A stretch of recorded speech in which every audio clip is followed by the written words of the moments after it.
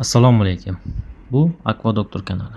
Bugun siz bilan diskus baliqlari haqida gaplashamiz. Diskus baliqlari akvariumdagi eng chiroyli baliqlardan biri hisoblanadi. Ammo ularni parvarish qilish oson emas. Suv sifati yomonlashsa yoki stress bo'lsa, diskus tez kasallanadi.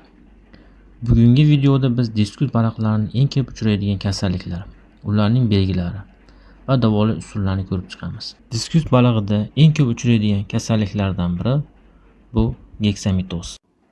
Geksamitoz kasalligini bir hujayra protozoylar keltirib chiqaradi. Belgilarini ko'rib chiqamiz. Ovqat yemay qo'yadi. Oq ipga o'xshash axlat chiqaradi.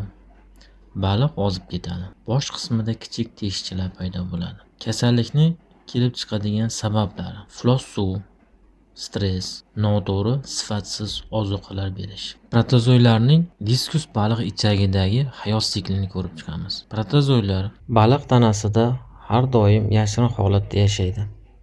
Organizmda stress yoki azot siklini buzilishi natijasida baliqda immunitet tushadi.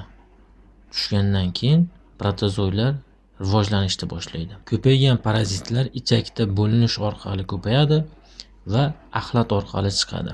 Baliqda hazm sistemasi buzilishi natijasida baliq axlati oq rangda bo'ladi va shu orqali yana ko'paygan infeksiyalar suvga chiqadi. Shu protozoy parazitining sikli hisoblanadi. Davolash.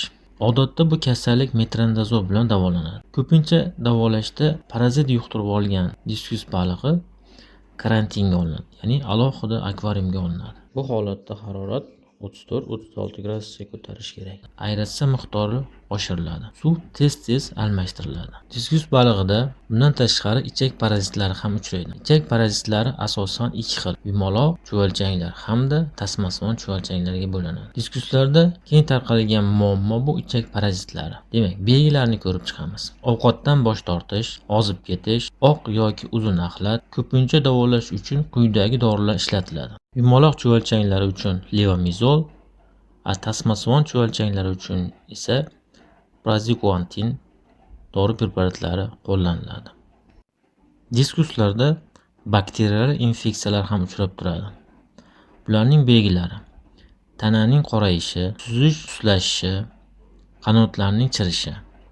Bunday holatlarda antibiotiklar foydalanadi. Misol uchun, enrofloxacin va furazolidon. Bir narsani esdan chiqarmasligimiz kerak: antibiotiklar qo'llashdan oldin albatta azot siklini yo'lga qo'yish kerak. Foydali bakteriyalar normal holatda ishlayotganligini tekshirishimiz kerak. Sababi: chunki antibiotiklar foydali hamda zararli bakteriyalarga bir xil ta'sir ko'rsatadi. Shuning uchun foydali bakteriyalar maksimal darajada bo'lishi kerak. Diskuslarda tashqi parazitlar ham mavjud. Masalan, teri qurtlari, jabra parazitlari. Bu kasalliklarda baliq tez nafas oladi va narsalarga ishqalanadi. Davolash uchun ishlatiladi. Kaliy permanganat yoki maxsus dorilar. Zamburug' kasalliklari. Ba'zida diskus tanasida oq paxtaga o'xshash qoplama paydo bo'ladi. Bu saprolegnius deb ataladigan zamburug' kasalligi. Sabablari: jarohat, iflos suv, stress. Davolash: tuzli vanna, antifungal dorilar va har doimgidek suvni almashtirish. Bizda uchraydigan eng katta muammolar bu suv sifatini buzilishi. Diskus kasalliklarining 80% boshqa baliqlarda ham uchraydigan eng katta xatolardan biri bu suv sifati, ya'ni suvdagi ammiak va nitrit miqdorining ko'payib ketishi hisoblanadi.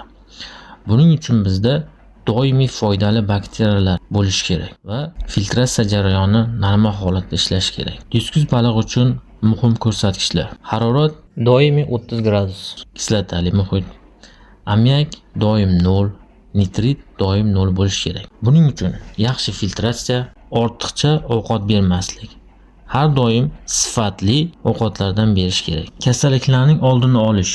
Diskuslarni kasalliklardan himoya qilish uchun yangi baliqlarni karantinda saqlash, suvni muntazam almashtirish, sifatli ovqat berish, stressni kamaytirish.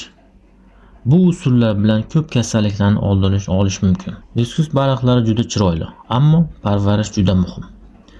Agar suv sifati yaxshi bo'lsa va to'g'ri ovqat berilsa, diskuslar uzoq vaqt sog'lom yashaydi.